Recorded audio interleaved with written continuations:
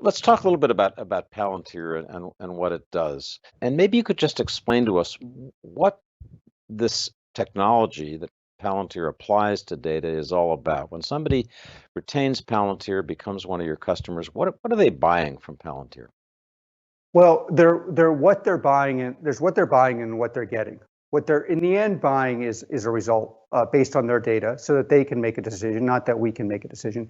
And how they make the decision comes down to their level of technical acuity. But what they're actually buying is a platform built years before it was needed that would allow you to replace, or in some cases replace parts of your platform that you would need to answer seemingly simple questions. So as an example, if you have hundreds and hundreds of data sets and you have to ask a simple question of how many people can fit into this hospital in this neighborhood, you've got to integrate all those data sets before you can ask and answer that question. And then you have to have a series of software products. And you may have 3 of the software products, but you don't have 14 of them.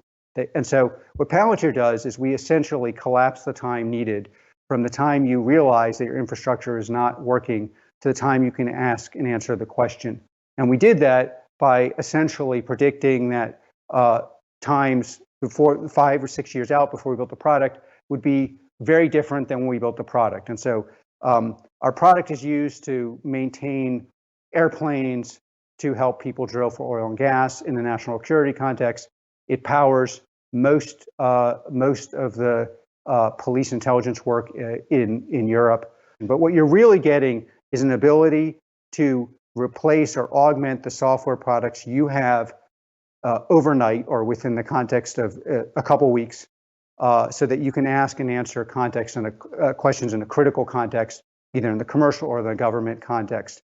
And that's how we ended up being the engine behind most anti-terror institutions in the West, a number of the largest economic institutions in the West, and why Palantir is in 35 countries, helping to mitigate the disaster incurred in the wake of the COVID pandemic.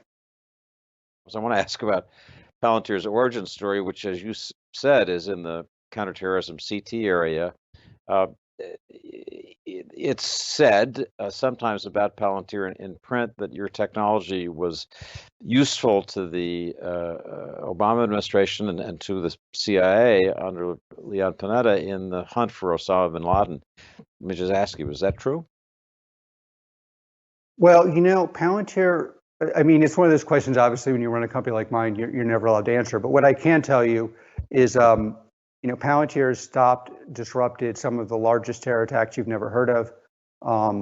And many of the anti-terror events you read about are, in fact, the result not of Palantir, but of the incredible people that use Palantir all over the world. Let's turn to the COVID nightmare, which is something causing death and destruction around the world today. And the way in which Palantir is working with the Department of Health and Human Services, I think also with Operation Warp Speed, to try to help get better analytics.